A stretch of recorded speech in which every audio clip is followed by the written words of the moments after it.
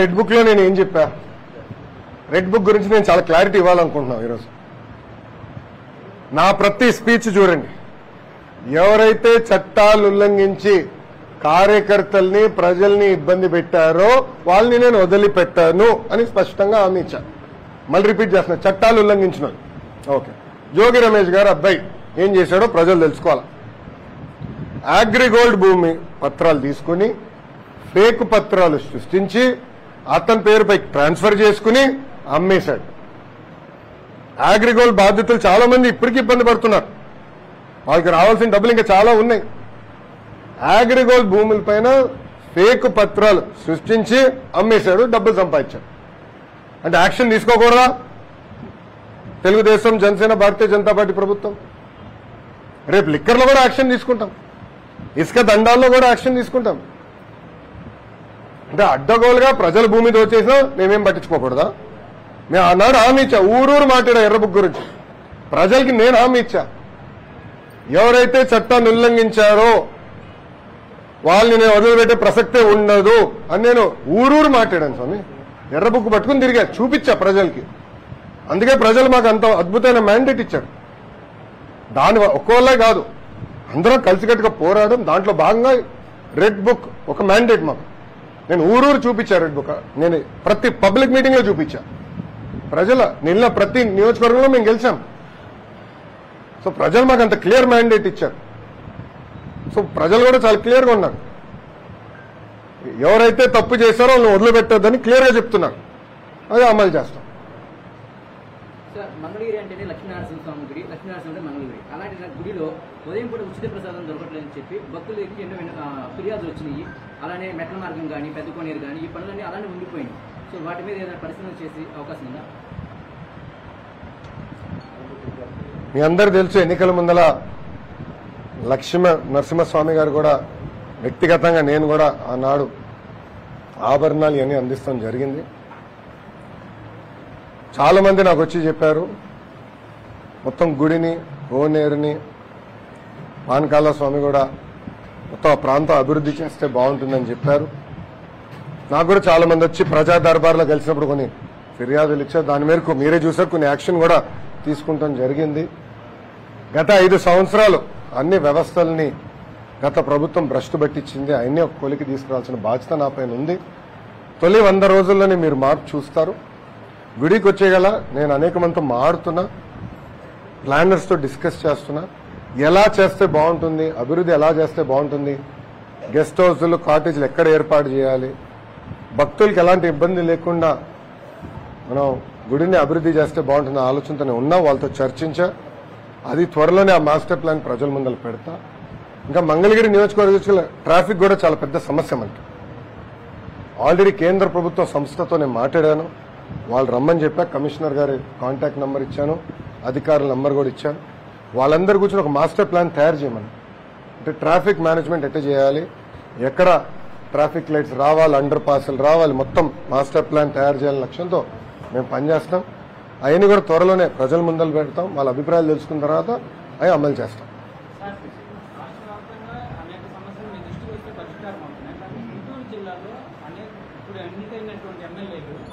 అధికారులతో చాలా సమస్యలు ఎదుర్కొంటున్నారు. మీరు జిల్లా మంత్రిగా రివ్యూ మీటింగ్ ఎప్పుడు పెట్టేటటువంటి అవకాశం ఉంది, దాంతోపాటు ఎమ్మెల్యేలతో మాట్లాడుకుంటున్నారు. ఆల్రెడీ శాసనసభ్యులు అందరూ నేను కలుస్తున్నానమ్మా. నా దృష్టికి అయితే ఆ సమస్య రాలేదు. అందరితోనే మాడుతున్నా, నా దృష్టికి అయితే రాలేదు. ఒకరిద్దరు అధికారులు ఇంకా గత ప్రభుత్వంలో ఉన్నారు. అంటే మేము ఏంటంటే కక్ష సాధింపు భాగంగా ఏదో ఆలోచన ఏదో మాకు లేదు. అందరినీ తీసేయాలన్న ఆలోచనలు మేము లేము. ఎవరైతే పని చేయగలుగుతారో, ఎవరైతే బాగా పనిచేశారు గతంలో, వాళ్ళని ప్రోత్సహించాల్సిన బాధ్యత మా పైన ఉంది. ఎవరైతే చట్టాన్ని ఉల్లంఘించి మమ్మల్ని ఇబ్బంది పెట్టారో వాళ్ళని వదిలిపెట్టే పరిస్థితి ఉండదు. అది క్లారిటీగా ఉన్నాను.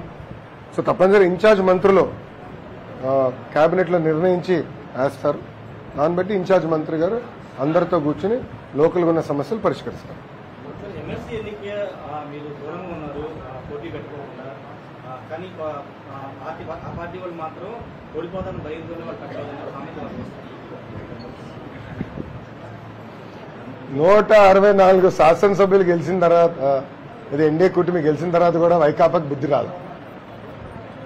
చంద్రబాబు నాయుడు గారు చాలా స్పష్టంగా నో హార్స్ ట్రేడింగ్, వాళ్ళ పార్టీ వాళ్ళని తీసుకునేదానికి లేదు. ఎవరైనా వచ్చి కూటమిలో చేరాలనుకుంటే రాజీనామా చేసి రావాల్సిందే అని చాలా స్పష్టంగా చెప్పారు. గతంలో మనం చూసాం లోకల్ బాడీ ఎన్నికలు ఎట జరిగినాం. తెలుగుదేశం, జనసేన, భారతీయ జనతా పార్టీ కార్యకర్తల్ని ఇంట్లో కట్టేసి హౌస్ అరెస్టులు చేసి బయటకు రానికుండా అనేక ఇబ్బందులు పెడతాం జరిగింది. అడ్డగోలుగా రిగ్గింగ్ చేసి గెలుస్తాం జరిగింది. దాంట్లో భాగంగా వాళ్ళకి సూపర్ మెజారిటీ ఉంది. సో చంద్రబాబు నాయుడు గారితో మేము అందరూ చర్చించినప్పుడు, పార్టీలో చర్చించినప్పుడు చాలా స్పష్టంగా నో హార్స్ ట్రేడ్. నాకు ఒక ఎమ్మెల్సీ ముఖ్యం కాదు, చాలా క్లియర్గా ఉన్నాను. ఏమన్నా పార్టీలో చేరాలంటే రాజీనామా చేసి రమ్మని చెప్పండి, అప్పుడే మనం ఏమైనా చేద్దాం తప్ప, లేదంటే ఏదో ఒక ఎమ్మెల్సీ గెలిచేదానికి వాళ్ళని తీసుకుంటే కరెక్ట్ కానే కాదు చాలా స్పష్టంగా చెప్పారు. వైసీపీ అఫీషియల్గా పార్టీకి సంబంధించినటువంటి వెబ్సైట్లు పెట్టారు. అన్నా క్యాంటీన్లు పైసా వసూలు క్యాంటీన్లుగా మారుతున్నాయి, ప్రజలు డబ్బులతో పెడతామని, ఇప్పుడు క్రెడిట్ మాత్రమే కావాలని టీడీపీ క్రెడిట్ చేసుకుంటుంది, డబ్బులు వసూలు చేస్తున్నాను విధంగా వెబ్సైట్లో డైరెక్ట్ చెప్పే కదా ఫేకు జగన్ అని. ఇప్పుడు అర్థమైంది కదా, ఫేకు జగన్ అంటే అదే కదా. 5 రూపాయలు అన్న క్యాంటీన్, 5 రూపాయలు భోజనం పెడతానని మేము హామీ ఇచ్చాం, అదే అమలు చేశాం. అసలు అన్న క్యాంటీన్ గురించి మాట్లాడే హక్కు వాళ్ళకి ఎక్కడి నుంచి వచ్చింది? సూటిగా ప్రశ్నిస్తున్నా. ఆ ఫేకు జగన్ ని నేను సూటిగా ప్రశ్నిస్తున్నా. అన్న క్యాంటీన్ గురించి మాట్లాడే హక్కు నీకు ఎవరిచ్చారు? అన్న క్యాంటీన్ మూసేసింది మీరు, మళ్ళీ మీకు మాట్లాడే హక్కు ఎవరిచ్చారు? ఇంకోటి అడుగుతున్నా, దాతలు రమ్మంటున్నా, తప్ప అది? అకౌంట్ ఇచ్చా, అది ఏ account? Government of Andhra Pradesh account. ఎందుకంత భయపడుతున్నారు? అంటే వాళ్ళలాగా లిక్కర్లో సొంత అకౌంట్లు మేము ఎప్పుడు పెట్టుకోం స్వామి, వాళ్ళలాగా ఇసుకలో మేము సొంత అకౌంట్లు మేము పెట్టుకోం. ఏమొచ్చినా ప్రభుత్వానికి ఇస్తాం, ప్రభుత్వం నడుస్తూ ఉంటుంది. అన్న క్యాంటీన్ ఒక వ్యవస్థగా ఏర్పాటు చేయాలి, శాశ్వతంగా నడవాలనే ఆలోచనతో మేము ఉన్నాం. దాతలు ముందరికి వస్తారు, దాతలు ఆదుకుంటారు, ఒక నిధి ఏర్పాటు చేస్తాం. ఆ నిధి నుంచి వచ్చే ఇంట్రెస్ట్ కానీ అన్ని ఖర్చు పెట్టి అన్న క్యాంటీన్లు అద్భుతంగా నడిపిస్తుంది తెలుగుదేశం, జనసేన, భారతీయ జనతా పార్టీ ప్రభుత్వం. ఏంటమ్మా ముందల ఏ రంగు ఉండేదన్నా? ప్రజలకు అదే హామీ ఇచ్చాం, మూసేసిన అన్న క్యాంటీన్ తిరిగి ప్రారంభిస్తామని చెప్పాం. గతంలో ఏ డిజైన్ ఉందో అదే డిజైన్ అమలు చేస్తాం. No questions, all answer. ఇంకా డౌట్స్ లేవు కదా? కొన్ని ప్రముఖ కాలేజీలు, యూనివర్సిటీలు అధిక ఫీజులు వసూలు చేస్తున్నాయని చెప్పేసి ఆరోపణలు వస్తున్నాయి సార్. దాని మీద విద్యాశాఖ మీరు ఎలాంటి యాక్షన్ తీసుకోబోతున్నారు? అమ్మా, ఇక్కడ ప్రధానంగా మనం చూస్తే గత ప్రభుత్వం ఫీ రెగ్యులేటరీ కమిషన్ అని ఏర్పాటు చేసింది. దానివల్ల చాలా కాలేజెస్ కూడా మూసుకుపోయినాయి. మీరు ఒక్కసారి చూస్తే నాణ్యమైన విద్య అందించాలి, రీసెర్చ్ జరగాలంటే మంచి ప్రొఫెసర్స్ అవసరం.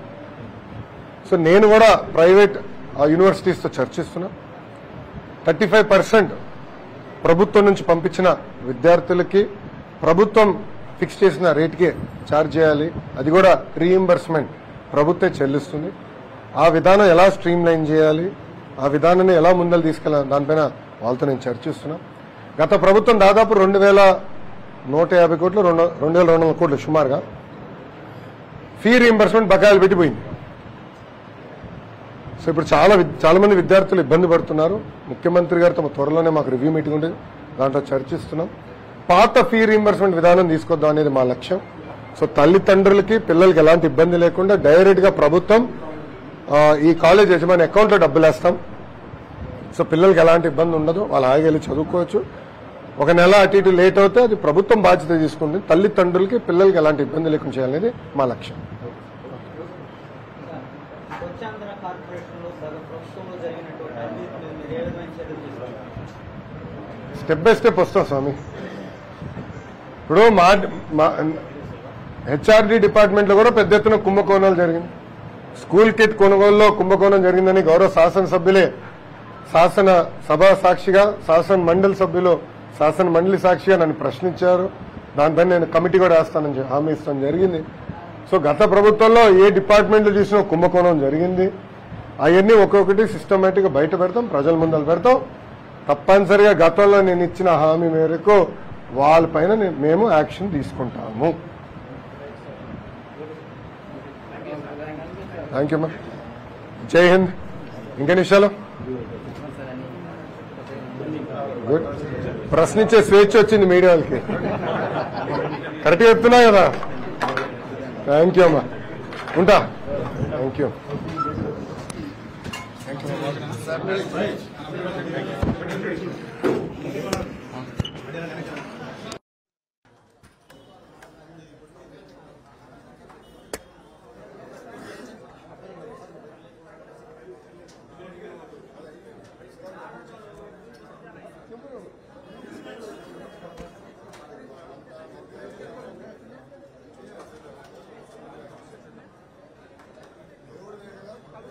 ఏం లేదు, అందరూ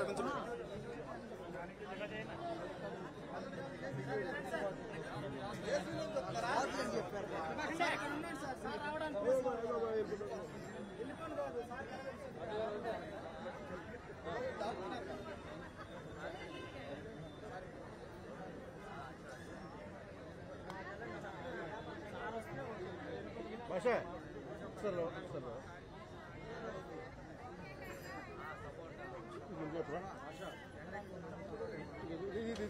అది తీసి ఇది ఆగన్నా.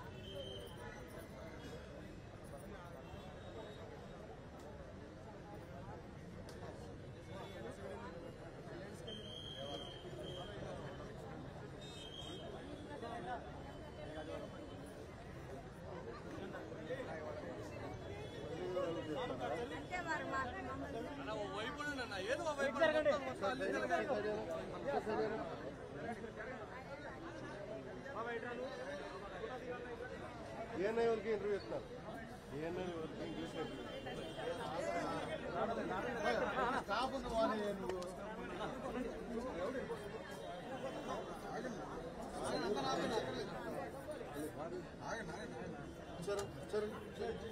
సరే మమ్మల్ని నాకిందంటే